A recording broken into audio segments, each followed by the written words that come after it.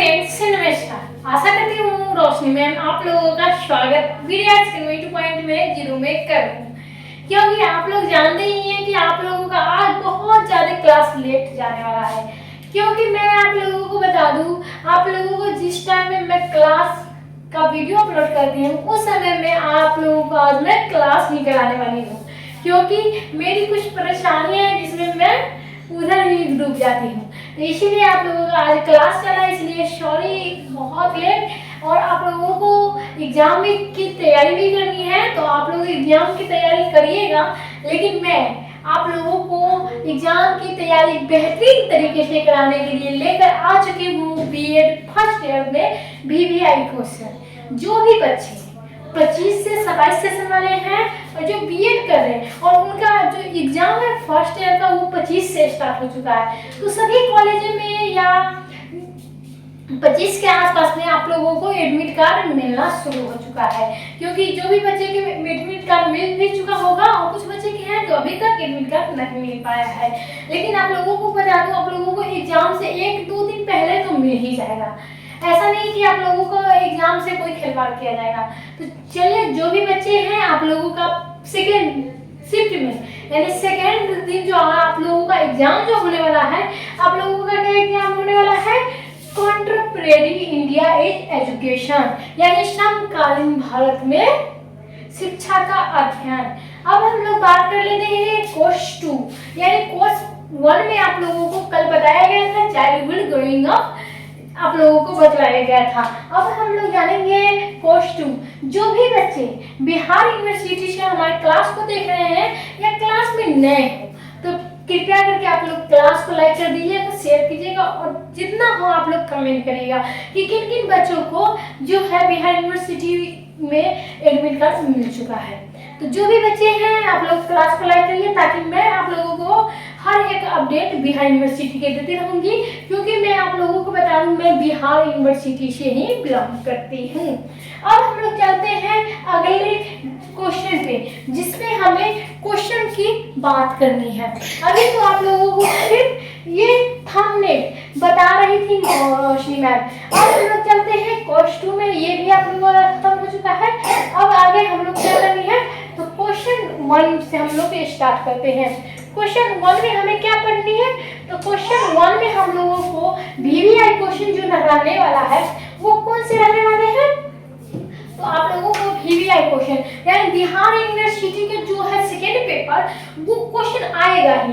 ये निश्चित ही है कि ये क्वेश्चन जो आप लोगों को मैं बतला रही हूँ वो 100% आएगा ही। तो सारे बच्चे हमारे क्लास में ज्वाइन कर ले ताकि आप लोगों को कोई भी क्वेश्चन अटेम्प्ट से न छूटे। तो चलिए अब हम लोग क्या करेंगे, तो हमारे पहला क्वेश्चन यानी यूनिट 1 में आप लोगों का जो क्वेश्चन रहने वाला है, शिक्षा की परिभाषा दें, इसकी प्रक्रिया को वर्णन करें और शिक्षा त्रिमुखीय प्रक्रिया को भी वर्णन करना है। यानी जो यहाँ पे क्वेश्चन शिक्षा से तो पूछा ही जाएगा, क्योंकि ये शिक्षा इम्पोर्टेंट बुक का महत्वपूर्ण क्वेश्चन है।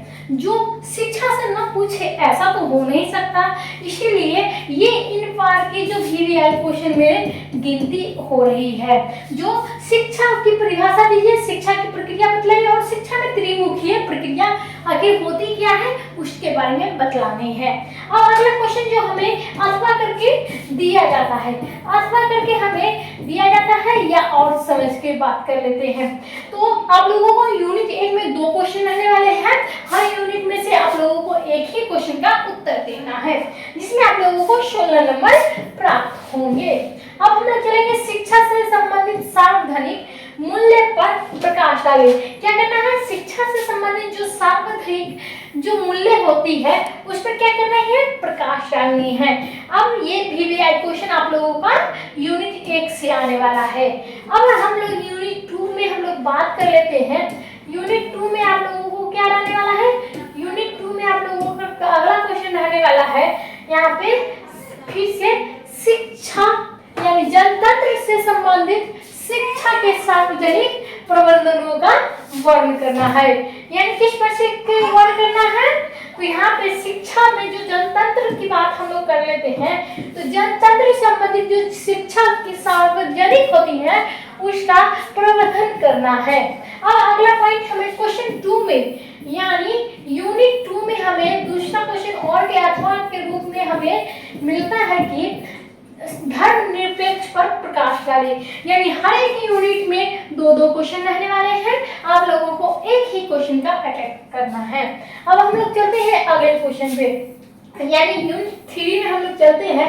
तो यूनिट 3 में हम लोगों को यहाँ पे देखने को मिलेगा कि यूनिट 2 आप लोगों को सेम क्वेश्चन रहने वाले हैं, हर एक जो क्वेश्चन का एक ही अटेम्प्ट करना, आप लोगों को दोनों नहीं कर देना है, ऐसा नहीं। और किस तरीके से लिखना है ये सारी आप लोगों को मैं बतला दूंगी। चलिए यहाँ पे क्या है, क्वेश्चन 2 में आप लोगों को जो यूनिट 3 में माध्यमिकता शिक्षा का आयोग में संस्कृति का क्या मूल्यांकन है उसका करना है वर्णन।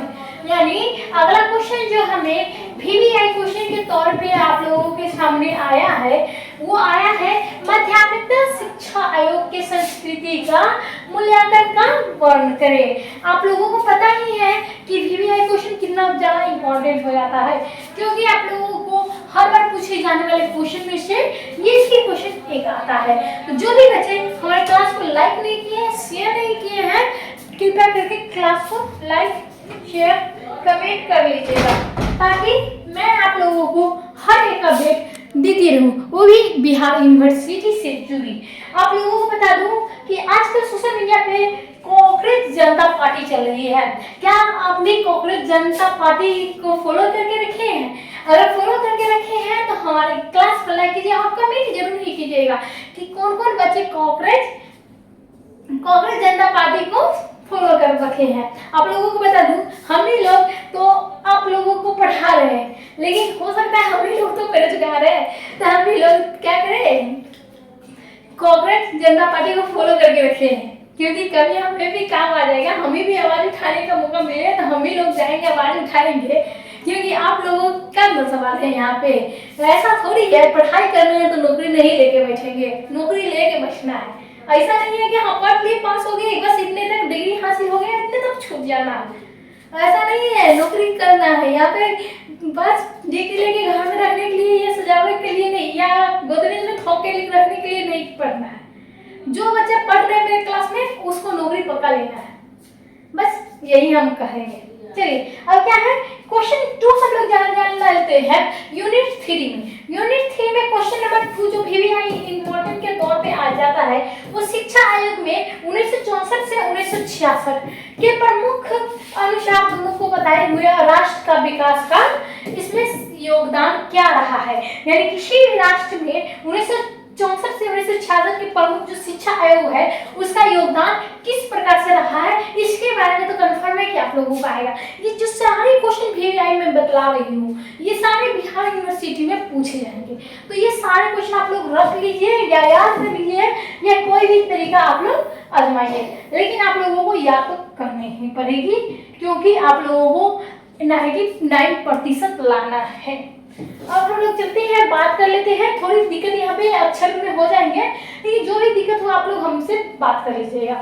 चलिए यूनिट 4 में हमें क्या करनी है, यूनिट 4 में हम लोगों का VVI क्वेश्चन आने वाले हैं आर्थिक विकास से आप क्या समझते हैं और इसकी क्या राष्ट्र की आर्थिक विकास में शिक्षा की क्या भूमिका होती है। यानी आर्थिक विकास में क्या हमें से हम लोग समझते हैं और इसकी जो है राष्ट्रीय आर्थिक विकास किस प्रकार से होती है उसके बारे में हमें बतलानी है।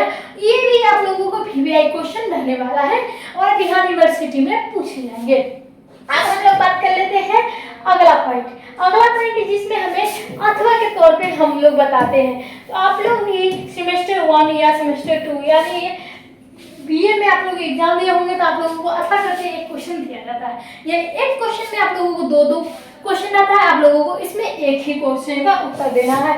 इसी प्रकार हम लोगों का ये जो संक्षिप्त यानी संक्षिप्त है, क्या है यहाँ पे संक्षिप्त है, यहाँ पे कुछ अक्षर जो है गड़बड़ा रहे हैं। संक्षिप्त दर्शन से आप क्या समझते हैं और इसकी आवश्यकता उपयोगिता में महत्व का वर्णन करें। क्या करना है?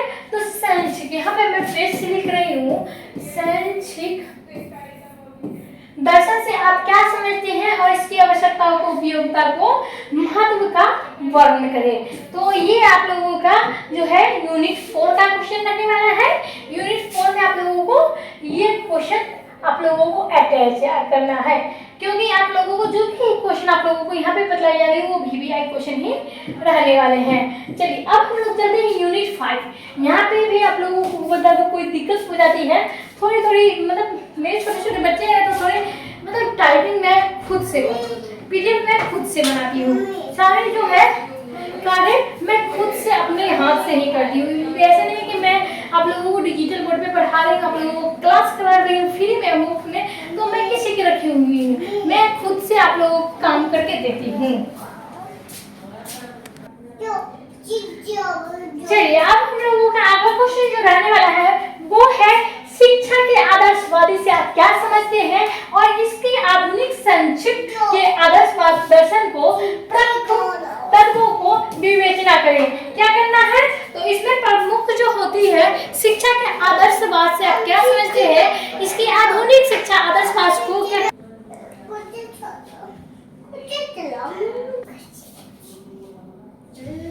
तो आधुनिक संक्षिप्त जो आदर्शवाद है उसके दर्शन प्रमुख तत्वों को भी यहाँ पे विवेचना करना पड़ेगा।